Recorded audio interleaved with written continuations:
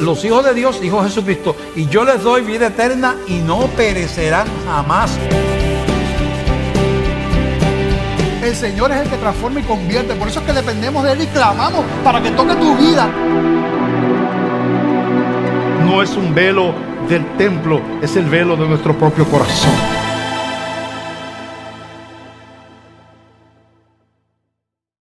Cada vez que tengo que predicar un pasaje de la Escritura que es un pasaje conocido y que lo voy a predicar por primera vez, ¿verdad? Pues para mí me llena de emoción, me llena de emoción cada vez que es así. Y este pasaje donde vemos a Jesús sanando a un endemoniado gadareno, pues es lo que ocurre, es la primera vez que voy a estar predicando este pasaje, así que damos gracias al Señor. Y vamos a estar leyendo en Marcos capítulo 5, del verso 1 en adelante. En la Escritura encontramos que tanto en el Evangelio de Mateo como en el Evangelio de Juan aparece esta historia, pero la porción más extensa la encontramos aquí en Marcos y es la que vamos a estar viendo en el día de hoy. Y dice la palabra del Señor: vinieron al otro lado del mar, a la región de los Gadarenos, y cuando salió él de la barca, enseguida vino a su encuentro de los sepulcros un hombre con un espíritu inmundo, que tenía su morada en los sepulcros, y nadie podía atarle ni aun con cadenas, porque muchas veces había sido atacado con grillos y cadenas, mas las cadenas habían sido hechas pedazos por él, y desmenuzados los grillos, los grilletes, ¿verdad? Y nadie le podía dominar. Y siempre de día y de noche andaba dando voces en los montes y en los sepulcros, e hiriéndose con piedras. Cuando vio pues que a Jesús de lejos, corrió y se arrodilló ante él. Y clamando a gran voz dijo: ¿qué tienes conmigo, Jesús, Hijo del Dios Altísimo? Te conjuro por Dios que no me atormentes. Porque le decía: sal de este hombre, espíritu inmundo. Y le preguntó: ¿cómo te llamas? Y respondió diciendo: Legión me llamo, porque somos muchos. Y le rogaba mucho que no los enviase fuera de aquella región. Estaba allí cerca del monte un gran hato de cerdos paciendo. Y le rogaron todos los demonios, diciendo: envíanos a los cerdos para que entremos en ellos. Y luego Jesús les dio permiso. Y saliendo aquellos espíritus inmundos, entraron en los cerdos, los cuales eran como 2000. Y el hato se precipitó en el mar por un despeñadero, y en el mar se ahogaron. Y los que apacentaban los cerdos huyeron y dieron aviso en la ciudad y en los campos, y salieron a ver qué era aquello que había sucedido. Vienen a Jesús y ven al que había sido atormentado del demonio y que había tenido la legión, sentado, vestido y en su juicio cabal, y tuvieron miedo. Y les contaron los que lo habían visto cómo le había acontecido al que había tenido el demonio y lo de los cerdos. Y comenzaron a rogarle que se fuera de sus contornos. Al entrar él en la barca, el que había estado endemoniado les rogaba que le dejase estar con él. Mas Jesús no se lo permitió, sino que le dijo: vete a tu casa, a los tuyos, y cuéntales cuán grandes cosas el Señor ha hecho contigo y cómo ha tenido misericordia de ti. Y se fue y comenzó a publicar en Decápolis cuán grandes cosas había hecho Jesús con él, y todos se maravillaban. Padre, gracias por tu palabra. Como siempre, Señor, pedimos que tu propósito en este día, a través de tu palabra, la exposición de tu palabra, sea cumplido, Dios mío, en cada una de las vidas que está aquí. Los que te conocen, Señor, los que son tus hijos, Padre amado, y te sirven, los que son tus hijos, Señor, y se han alejado de tus caminos, los presentamos a ti, Señor. Y cualquier persona que esté aquí que aún, Señor, no haya tenido un encuentro contigo, no haya rendido su vida a ti y haya nacido de nuevo, como dice tu palabra, de igual manera también lo presentamos. Presento mi vida reconociendo, Señor, que esta obra es totalmente sobrenatural, Padre amado, y que solamente tú puedes hablar y tocar el corazón del hombre. Te pido que me cubra, Señor, como siempre, en tu gracia, en el nombre de Jesús. Amén. Se pueden sentar, hermanos.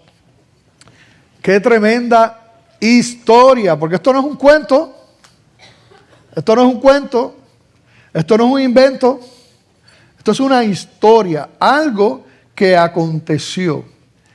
Y vemos una vez más en la Escritura la realidad de que ciertamente hay un reino de luz, el reino de Dios, pero también hay un reino de tinieblas, antagónico totalmente a los propósitos de Dios y de su palabra, y que es una realidad con la que nosotros en este mundo, ¿verdad?, vivimos.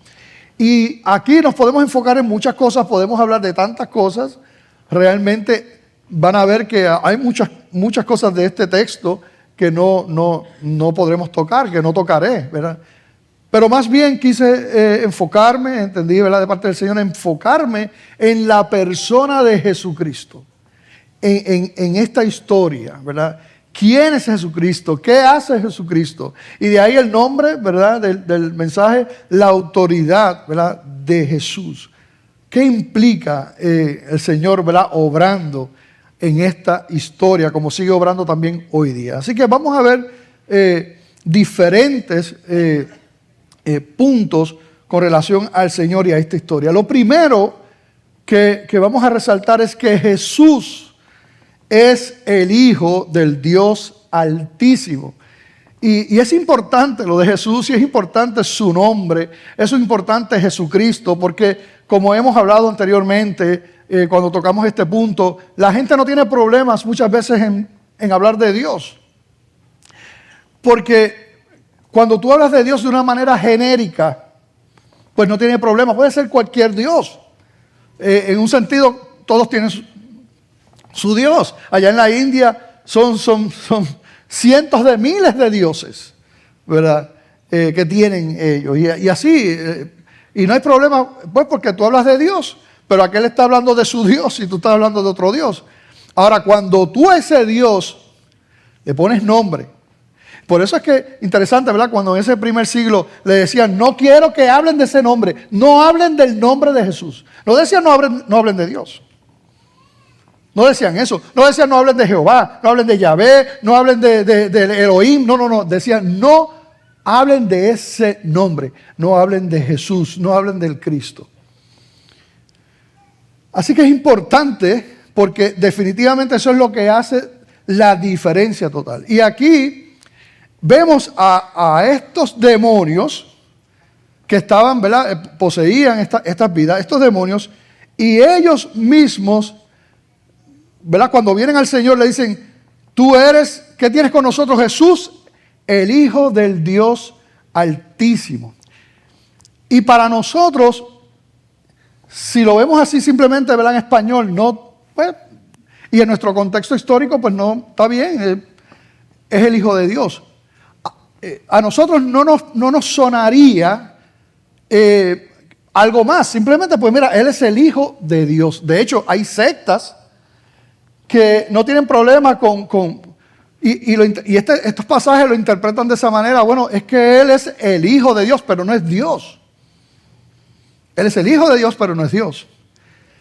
Pero cuando tú vas a la Escritura y nosotros vemos el contexto de esa gente que estaba allí, ellos sabían lo que implicaba decir que Jesús era el Hijo de Dios. Lo que eso implicaba era lo mismo que decir que Jesús es Dios.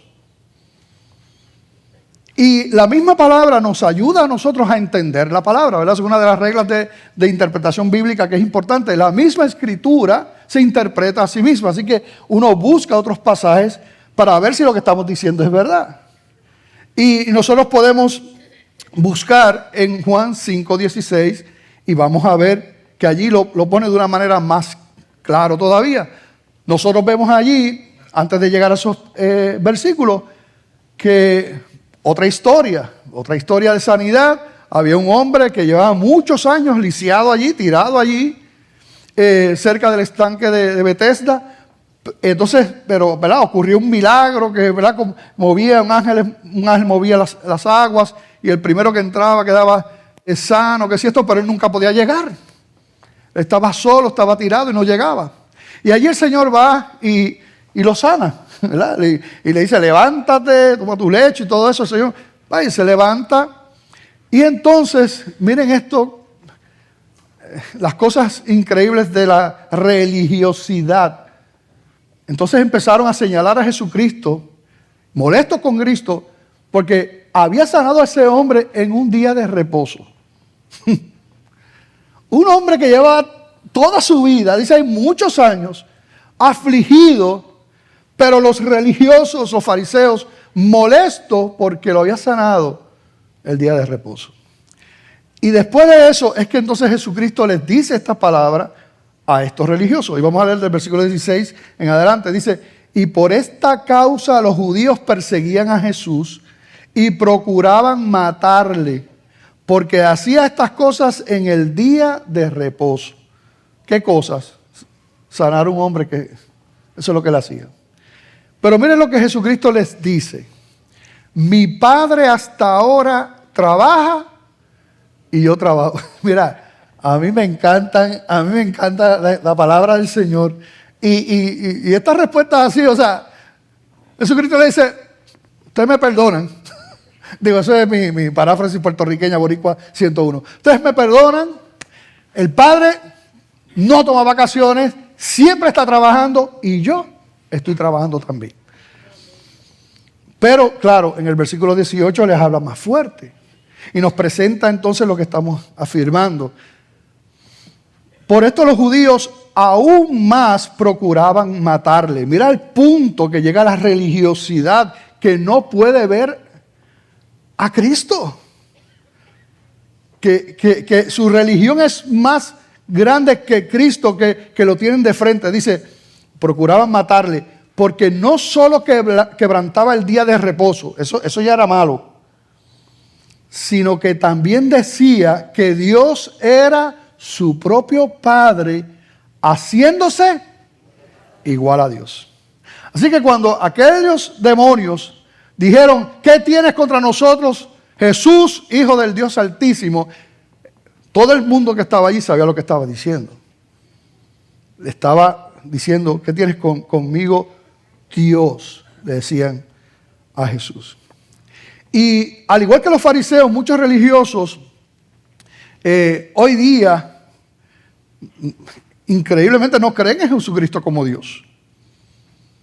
Para muchos es un Dios de menor rango, ¿verdad? Un Dios con D minúscula, o fue un gran hombre, tremendo, ¿no? Cristo, oh Jesús, oh, tremendo, no, es lo mejor que ha dado, ¿verdad?, la tierra, y cosas así.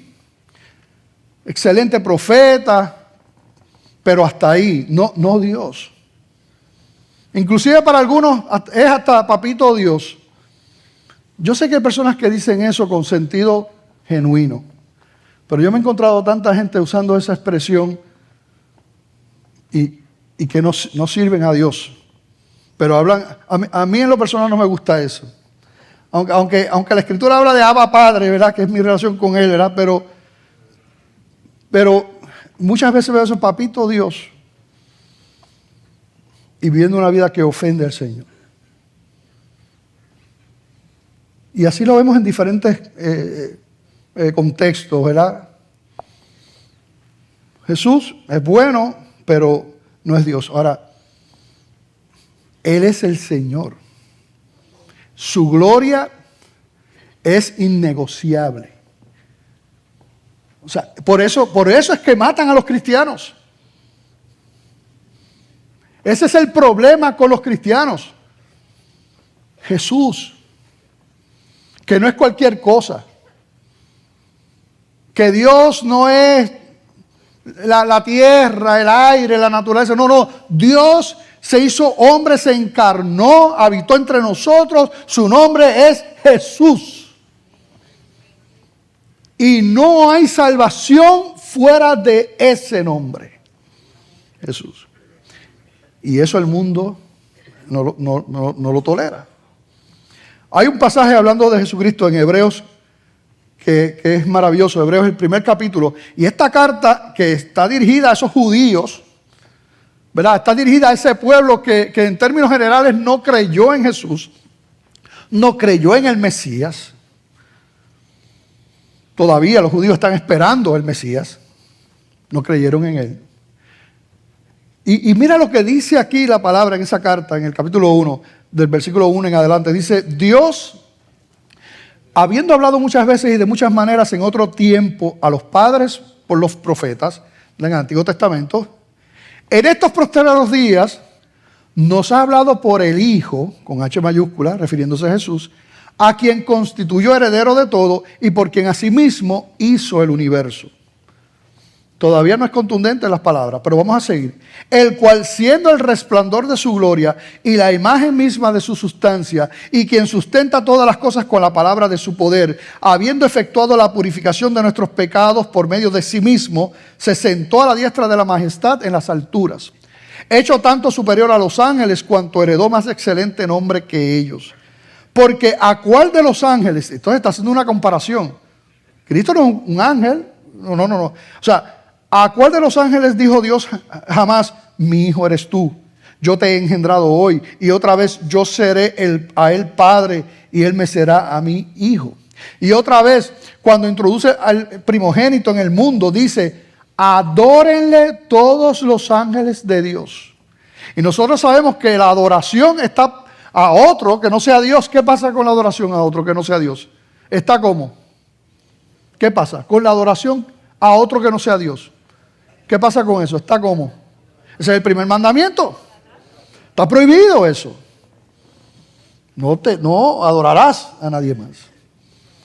Vemos aquí que dice cuando ¿verdad? Lo introduce el primogénito en el mundo, adórenle todos los ángeles de Dios. Ciertamente de los ángeles dice, el que hace a sus ángeles espíritus y a sus ministros llama de fuego. Mas del Hijo dice, haciendo la separación, tu trono, oh Dios, está hablando de Cristo, tu trono, oh Dios, por el siglo del siglo, cetro de equidad es el cetro de tu reino. Has amado la justicia y aborrecido la maldad, por lo cual te ungió Dios, el Dios tuyo, con óleo de alegría más que tus compañeros. Y tú, oh Señor, en el principio fundaste la tierra y los cielos son obra de tus manos.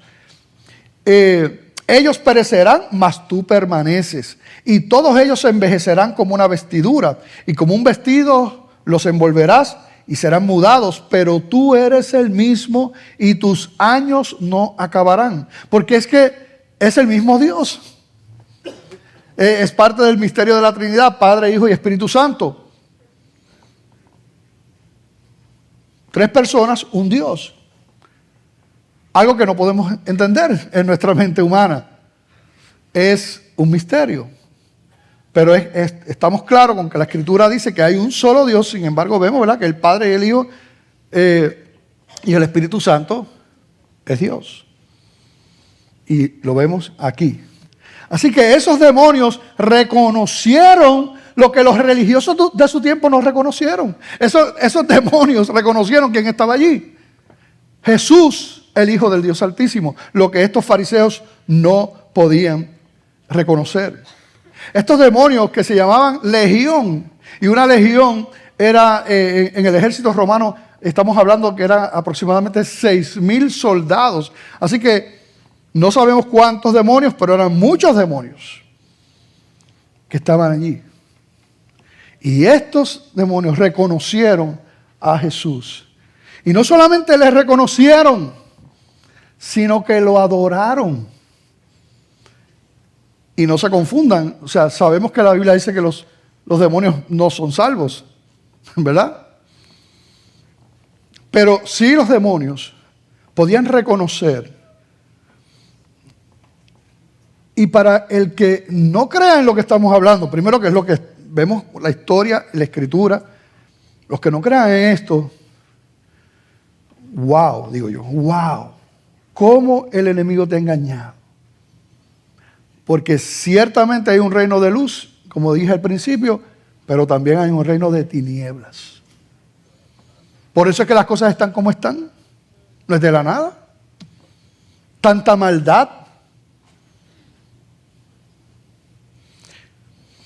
Pero ellos, reconociendo quién estaba allí, inclusive le adoraron. Y es tremendo cuando uno ve esto y está ahí en el texto. Hay una palabra en el Nuevo Testamento que es la que se utiliza y que ha sido traducido principalmente a adorar, adoración, ¿verdad? Adoremos. Esa palabra en el griego es una palabra extraña que se llama proskuneo. Y ustedes saben que yo he estado, ¿verdad?, involucrado con el Ministerio de Música toda mi vida de cristiano, ¿verdad?, como músico y ministro de adoración. Así que esa palabra siempre está, ¿verdad? Proskuneo. La entiendo muy bien. Esa es una palabra compuesta de pros y cuneo. Pros es hacia, en la actitud como una dirección hacia, y cuneo besar.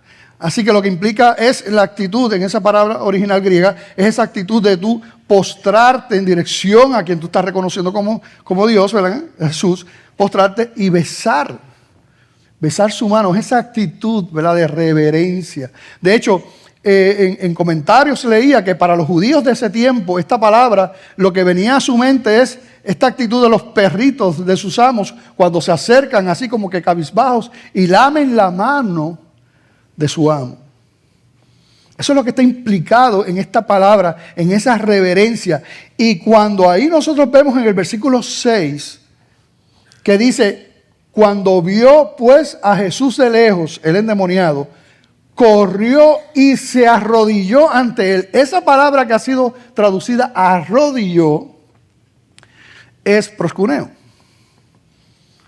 Así que no es un mero arrodillarse, sino que implica esa actitud de adoración delante de Dios, reconociendo quién es el que estaba allí. Y este pasaje a mí me encanta, y yo siempre recuerdo este pasaje, porque es que nosotros vemos el poder de Dios y el lugar que tiene Satanás y el reino de sus tinieblas ante Dios. ¿Y cuál es ese lugar? Como un perrito lamiendo la mano de su Señor. Porque el Todopoderoso es el Rey de Gloria. Satanás no tiene todo poder. Lo que Satanás hace le ha sido permitido con propósitos divinos hasta que Dios diga. Y sus días están contados. Mira cómo ellos reconocen esa autoridad del Señor. En el versículo 12 dice, y les rogaron todos los demonios diciendo, envíenos a los cerdos para que entremos en ellos. Les rogaron. Ustedes ven esa actitud, pero parece que los demonios y el reino de las tinieblas saben lo que les espera. Porque en un pasaje paralelo en Lucas 8:31 de ese mismo versículo, Lucas 8:31 lo dice de esta manera, y le rogaban que no los mandase ir al abismo.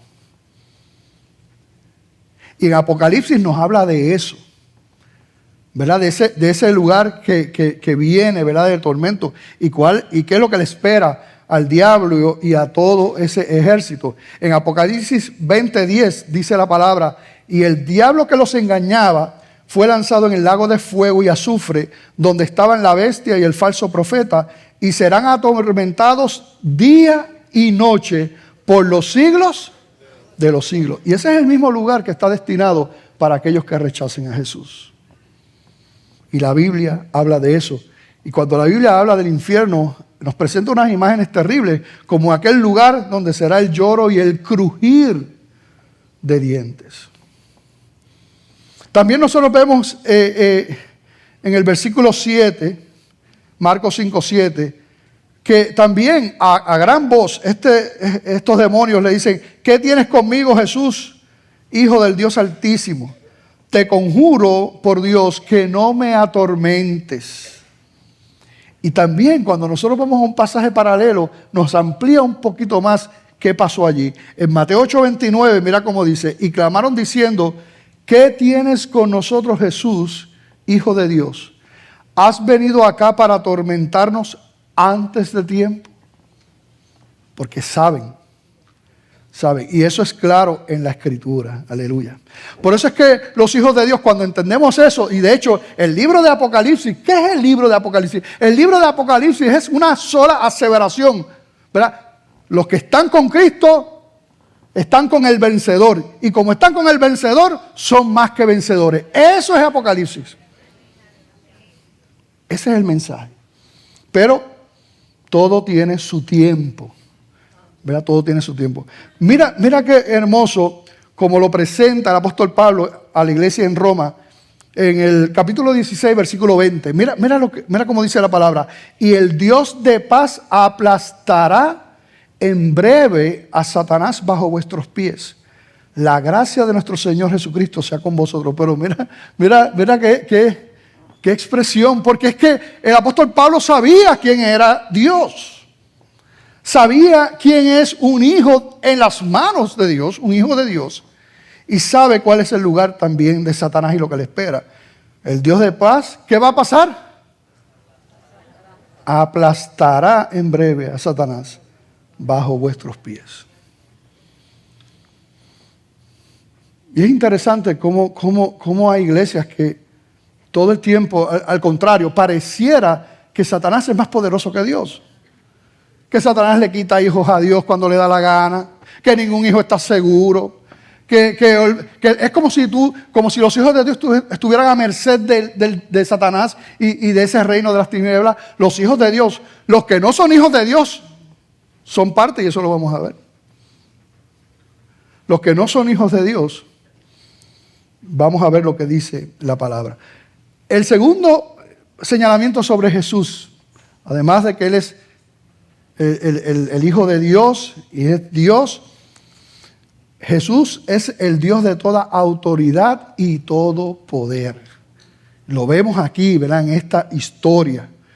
No solamente, ¿verdad?, estos demonios lo reconocieron, como dije, lo adoraron a Él y reconocieron su autoridad y reconocieron el poder que Él tenía allí. ¿Quién era Él? La condición de este endemoniado gadareno era terrible, ¿verdad? Dice que estaba poseído por este espíritu inmundo, moraba en los sepulcros, nadie podía atarle, ni aun con cadenas. Se pasaba gritando día y noche, hiriéndose con piedras. Terrible lo que habla sobre esta vida, ¿verdad? Pero este mundo que nosotros vivimos es así. Es un mundo de tinieblas por causa del pecado. Y hay tanto sufrimiento y tanto dolor terrible. Y nosotros tuvimos la bendición en el día de ayer de ir al hospital psiquiátrico aquí en Ponce y les voy a contar, ¿verdad?, lo que pasó allí. Pero antes de eso vemos que la Escritura nos habla de esto. Allá el apóstol Pablo le decía a los efesios: mira, nuestra lucha no es contra la gente. Nuestra lucha es contra sangre y carne. No es contra sangre y carne, sino huestes espirituales de maldad. Es así, tenemos que entender eso. La mayor victoria de Satanás para aquel que no es entendido es pensar que Él no está. No hay más grande victoria para Él que tú creer que no está. Pero es una realidad establecida en la Escritura. Espiritualmente, tú siempre, los que están aquí, escúchame bien, tú siempre serás hijo de alguien. Y no me refiero a la mamá y al papá, estamos hablando espiritualmente. Todos los que están aquí, y todos los que nos ven por internet, y todos los que nos ven por televisión, todos son hijos espirituales de alguien. Si tú has recibido a Jesucristo como tu Señor y Salvador, has reconocido que tu pecado te ha separado de Dios, te has arrepentido, has entendido que no hay otro camino, que Cristo es el único camino, que Él siendo Dios se despojó de su gloria para proveer un camino de salvación. Si tú crees, como Él dijo, ¿verdad?, que el que cree en mí, aunque esté muerto, vivirá, ¿verdad? Como dice la palabra, de tal manera amó Dios al mundo que dio a su Hijo para que los que creen, ¿verdad?, no se pierdan, mas tenga vida eterna. Si tú crees eso, y como dice la palabra, tú has nacido de nuevo. La Biblia habla de eso, de aquellos que se han arrepentido y ha ocurrido una obra del Espíritu Santo. Esos son hechos hijos de Dios. Y aquí hay hijos de Dios. No porque se lo hayan merecido, porque nadie se lo merece, porque todos hemos sido pecadores. No porque sean buenos, porque bueno no hay ni uno. Pero son hijos porque creyeron, se arrepintieron, los recibieron, como dice la palabra en Juan 1:12, y fueron hechos hijos de Dios. Los otros hijos espirituales que están aquí son los de Satanás. Si tú no eres hijo de Dios, tú eres hijo de las tinieblas. Y yo sé que uno dice estas cosas y la gente rápido, perdóneme, pero yo no he hecho ningún pacto con el diablo, ¿verdad? Yo no estoy así tanto con el Señor, que lo adornan un poco. No estoy tanto con el Señor, pero tampoco estoy con el diablo. Mira, yo no quiero saber del diablo.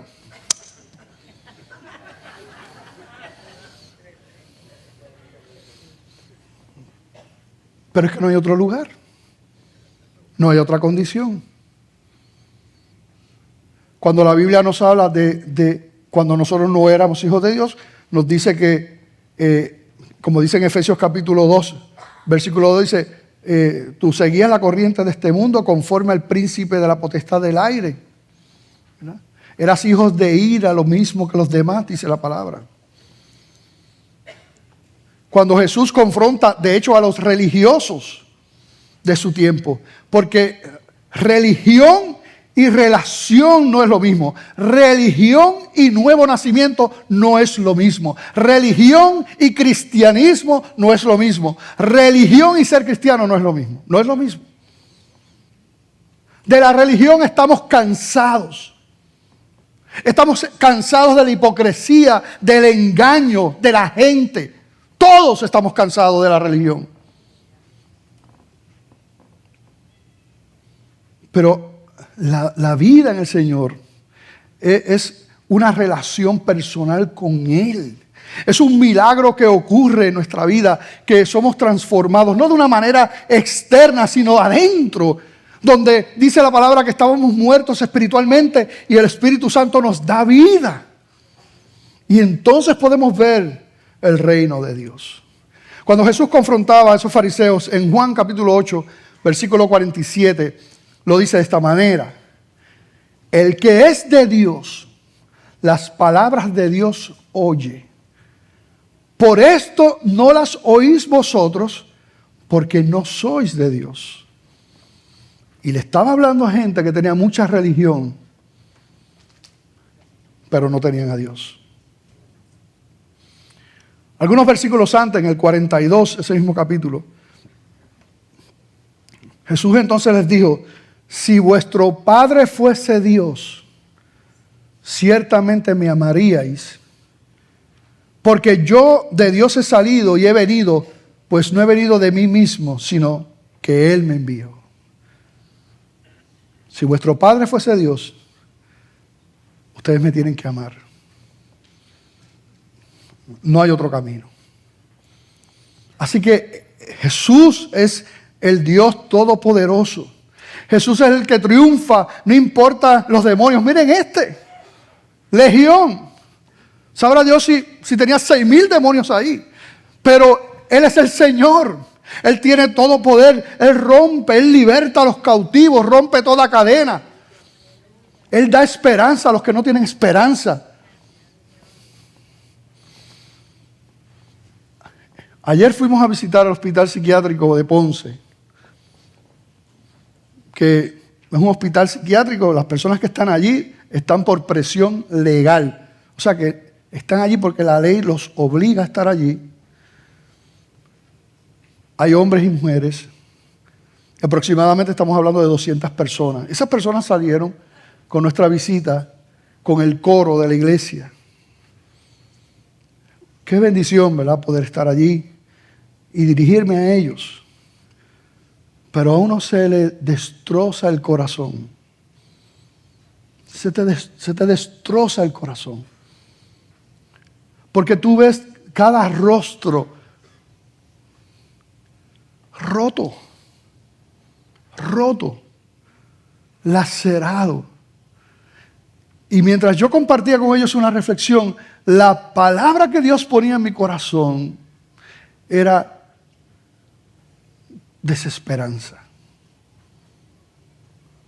Todos esos rostros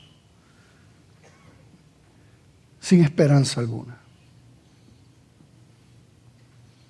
Es como ya no hay cambio, ya no hay vuelta atrás. Ya yo soy lo que soy, ya yo hice lo que hice, ya no hay esperanza. No hay algo nuevo para mí. Y eso era lo que taladraba en mi corazón mientras yo veía todos esos rostros. Pero el Dios que nosotros tenemos, ese Jesús de toda autoridad y de todo poder, es el Dios de toda esperanza. De toda esperanza. Para Él nada es imposible. Él transforma los corazones.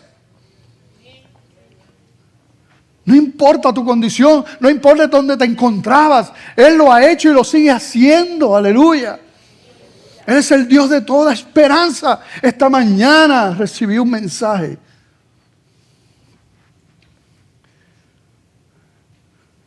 de un familiar de alguien de la iglesia que anoche se suicidó.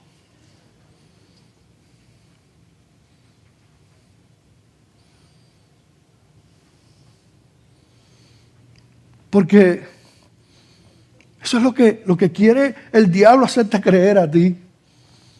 Que no hay esperanza, que no hay salida, que Dios no es poderoso. Pero eso no es verdad. Tenemos un Dios que es no solamente poderoso, sino todopoderoso. Que tiene la última palabra. Que no importan tus circunstancias, Él puede glorificarse en medio de esas circunstancias. Y no estoy diciendo que te va a poner en un hotel de 5 estrellas. Te estoy diciendo que el Señor va a llegar a tu vida. Y el Dios creador, el Dios de toda esperanza, de toda gloria, ese Dios va a estar contigo y estará contigo todos los días hasta el fin del mundo. Y te promete una vida eterna con Él, que nada ni nadie puede romper. Nadie la puede quebrantar, nadie.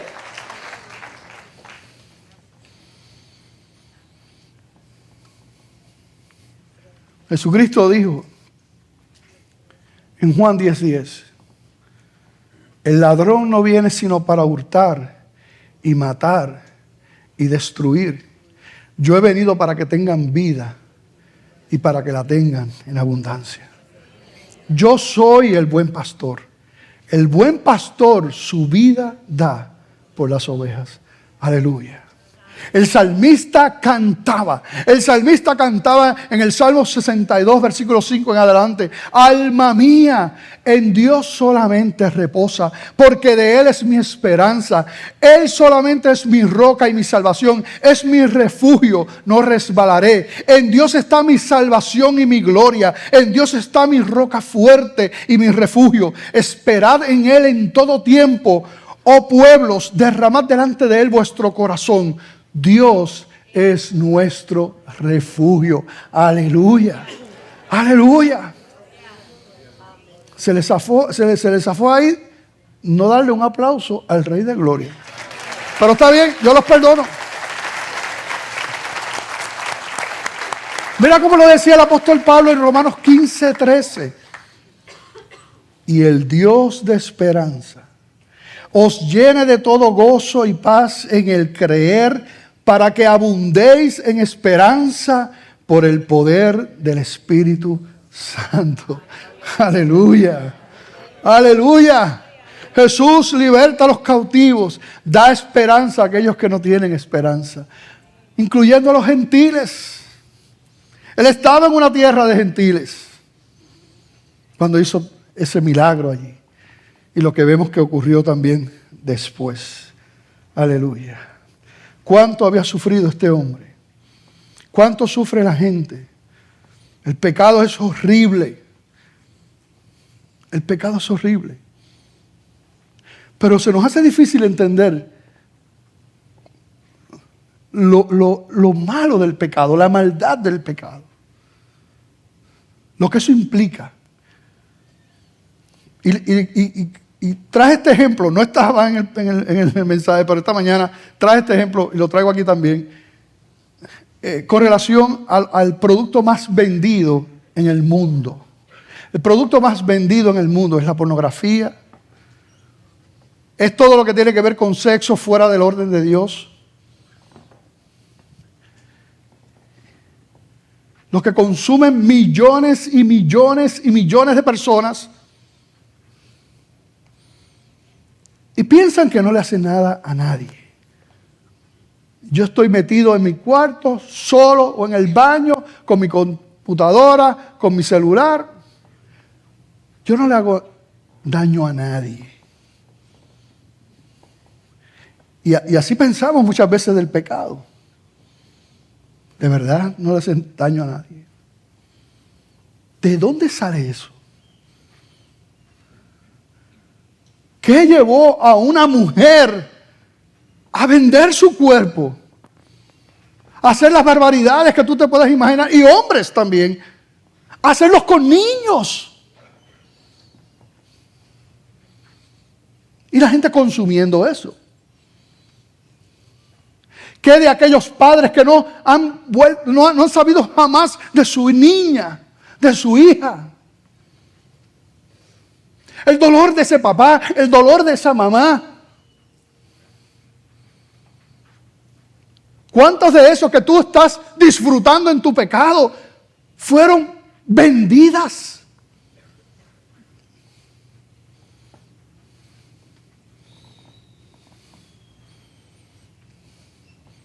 No hay pecado inofensivo.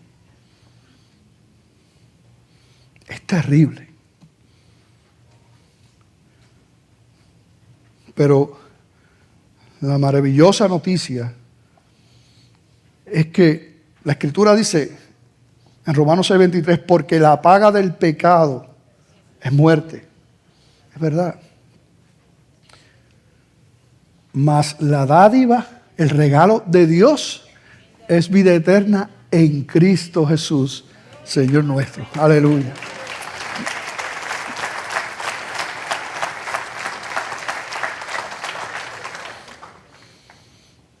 Gloria a Dios. Yo lo voy a mencionar porque el tiempo ha avanzado simplemente, pero hay personas que piensan que una persona puede ser liberada de un demonio, ¿verdad? Fue una posesión y fue libertada, conoció a Jesucristo, pero que puede volver a regresar a eso. Y citan un pasaje, ¿verdad? Diciendo como que entonces después busca 7 espíritus peores que él y entonces viene a hacer mal. Y lo presentan como que un cristiano puede perder su posición de hijo de Dios, pero como un cristiano que también podría perder ese cuidado, ¿verdad?, del Espíritu Santo en su vida. Pero es una mala interpretación. De hecho, hay un texto que no te aclara lo que te aclara este texto. Por eso vuelvo y repito que nosotros tenemos que, ¿verdad?, consultar esos textos paralelos, sobre todo, ¿verdad?, en los evangelios y verlos. Y yo les hablo, y vamos a leerlo rapidito, Mateo 12:43, para que ustedes vean que eso es imposible, que lo que Dios ha limpiado, que si esa persona ha recibido a Cristo, ha nacido de nuevo, es imposible volver atrás a esa condición. Mateo 12:43 dice, cuando el espíritu inmundo sale del hombre, anda por lugares secos, buscando reposo y no lo halla. Entonces dice, volveré a mi casa de donde salí, y cuando llega la halla desocupada, barrida y adornada. Entonces va y toma consigo otros 7 espíritus peores que él, y entrados moran allí, y el postrer estado de aquel hombre viene a ser peor que el primero. Así también acontecerá a esta mala generación. Uno lee eso sin detenerse, y uno dice, pero mira el versículo 44. Entonces dice, volveré, está hablando del espíritu inmundo, volveré a mi casa donde estaba, refiriéndose a, ¿verdad?, a una persona. Y cuando llega, ¿cómo la encuentra? Desocupada, barrida y adornada. Y yo les pregunto a ustedes, la casa que representa el templo ¿verdad?, de los creyentes, ¿está desocupada? No está desocupada. Dice que la palabra que hemos sido sellados allá en Efesios capítulo 1, fuimos sellados ¿con qué? Con el Espíritu Santo, que es las arras, ¿verdad?, esa garantía de esa herencia que tenemos en Él. Jesucristo mismo dijo, yo voy a estar con ustedes todos los días hasta el fin del mundo. El apóstol Pablo le decía a los corintios, ustedes son templos del Espíritu Santo.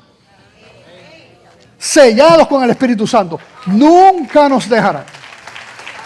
Nunca. Ahora, claro, los cristianos no están libres de la influencia del enemigo y de Satanás. Eso es una verdad. Y peor aún si uno se expone. La Biblia dice, resistid al diablo y huirá de vosotros, ¿verdad? O sea, ¿verdad? Eso es una verdad, pero que un demonio pueda controlar, porque eso es poseer, controlar la vida de un hijo de Dios, eso es imposible, porque ahora nuestra casa le pertenece al Señor y Él es el dueño fuerte de esa casa, aleluya.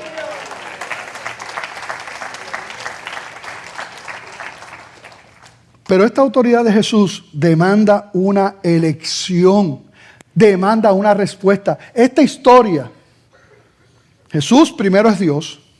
Segundo, además de que Jesús es Dios, vemos el poder y la autoridad que es reconocida, ¿verdad?, aquí en este pasaje sobre Dios. Pero también esa autoridad de Jesús demanda una decisión, demanda una elección. ¿Qué tú vas a hacer? Vamos a leer en Marcos 5:15. Dice, vienen a Jesús y ven al que había sido atormentado del demonio y que había tenido la legión. Mira cómo lo ven, sentado, vestido en su juicio cabal. Y tuvieron miedo. Y les contaron los que habían visto, ¿verdad?, cómo le había acontecido al que había tenido el demonio y lo de los cerdos. Y comenzaron, mira la respuesta, comenzaron a rogarle que se fuera de sus contornos. ¿Ustedes pueden entender eso? Pero mira esto, cuando lo ven a él sentado allí, que él pasaba gritando, desnudo, lastimándose, y esto, cuando lo ven así, entonces, ¿qué dicen? ¿Tuvieron qué? Miedo. Yo recuerdo cuando chiquito, yo vivía en casa mía, y había una persona, ¿verdad?, que bueno, uno le llama como niño, le decían, bueno, loco, ¿verdad? El loco es que está fuera de sí. Y no hay cosa que dé más miedo que un loco suelto, pero loco de verdad. ¿Sí o no? Sin embargo, aquí, cuando lo ven bien,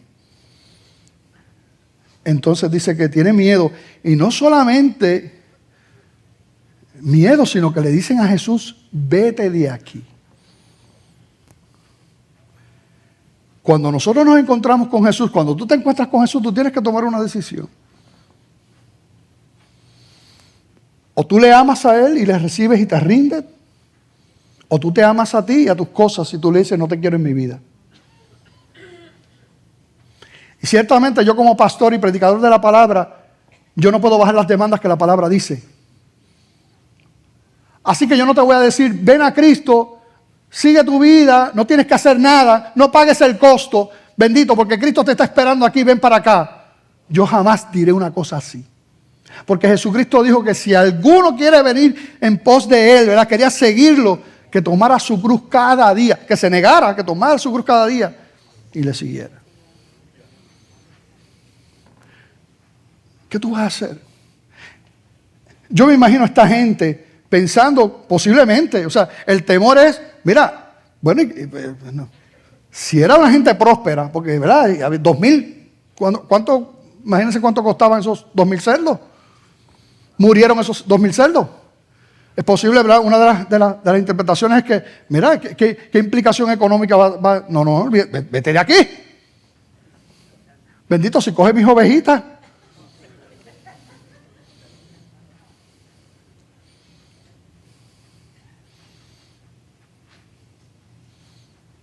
¿Qué tú vas a hacer? ¿Cuál será tu decisión?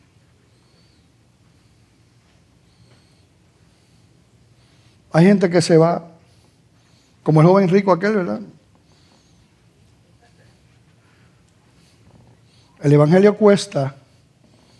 El evangelio cuesta. El evangelio bíblico cuesta. El Señor nos ayuda a pagar el precio porque solo no podemos. Pero también te digo que aunque el evangelio cuesta, no hay nada mejor que el evangelio. Nada mejor. Nada mejor. Hay gente, ¿verdad?, que se aferra a la religión. Mire, yo voy a leer una cita. Está fuerte, se los adelanté. Si es una cita, bueno, no es mía, es de Spurgeon, del príncipe de los predicadores. Que a la gente le gustaba mucho. Pero mira esta cita. Él dijo, los cerdos prefieren la muerte a la maldad. Y si los hombres no fueran peores que los cerdos, tendrían la misma opinión. Así mismo me quedé yo cuando lo escuché.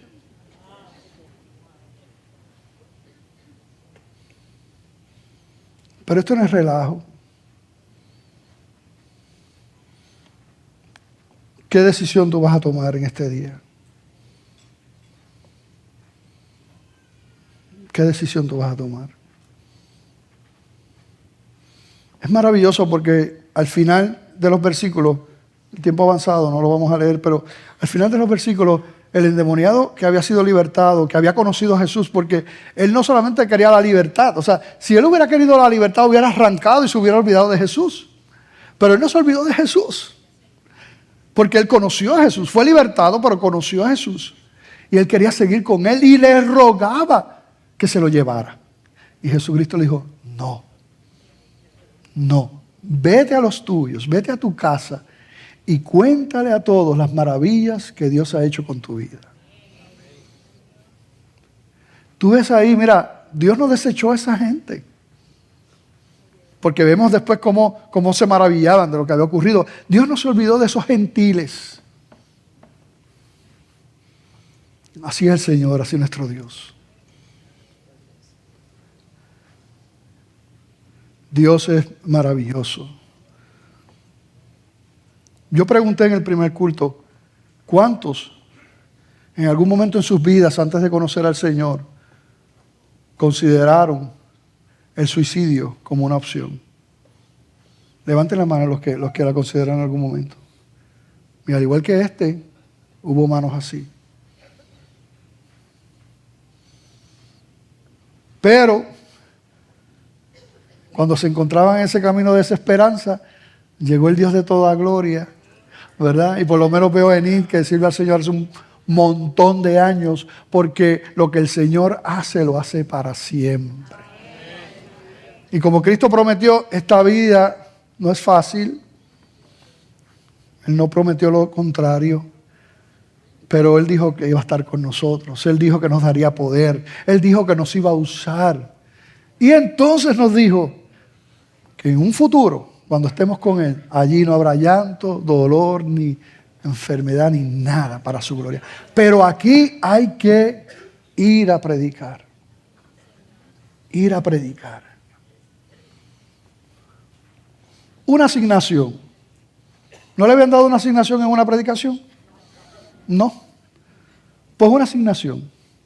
El domingo que viene el pastor va a predicar, ¿verdad? Damos gracias al Señor por él. Tienen una asignación. En respuesta al mensaje, la asignación es que traigan invitados el domingo que viene. Que vayas esta semana y cuentes las maravillas que Dios ha hecho y los invites y los traigas el domingo que viene para acá. ¿Ok? Si eso no es suficiente, dile que le vas a pagar el almuerzo misionero.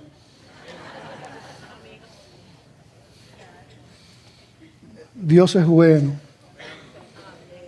Yo también era uno que pensaba que no había esperanza. Pero Dios es el Dios de esperanza. Que nos toma y nos hace nuevas criaturas, como dice su palabra. Yo quiero preguntar si aquí hay alguien. Tú has escuchado el mensaje. El Evangelio ha estado ahí a través de todo el mensaje. Tú estás aquí y tú sabes que el Señor te está llamando.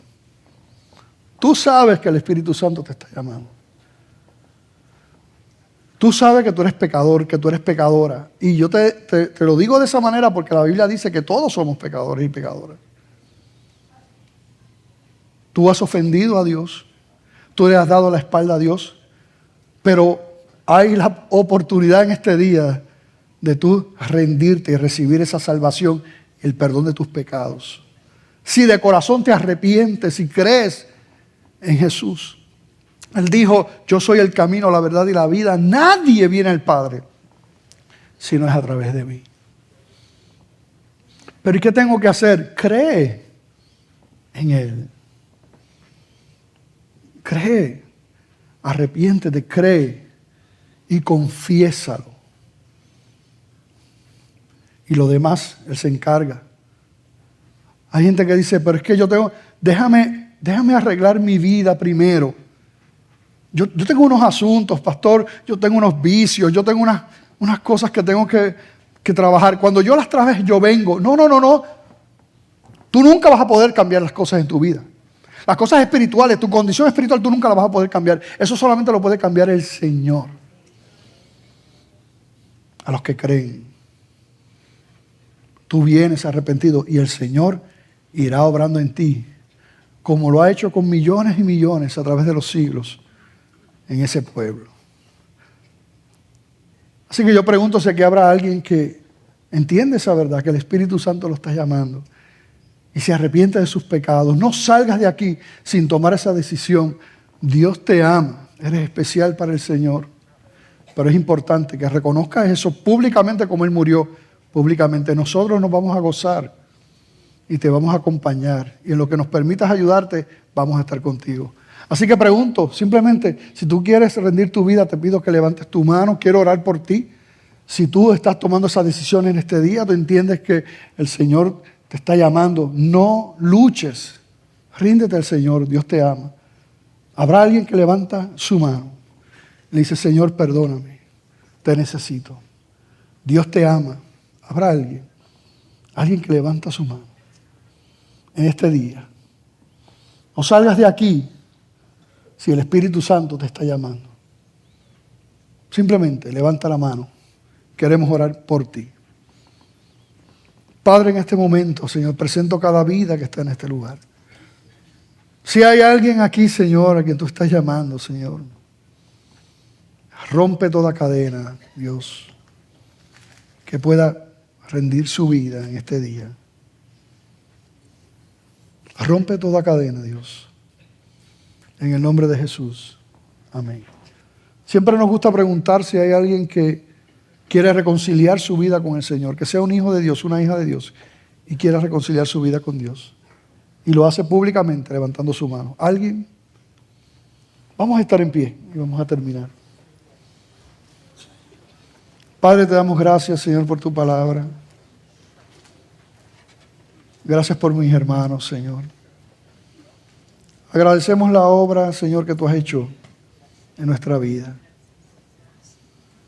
Gracias, Padre, en el nombre de Jesús. Amén.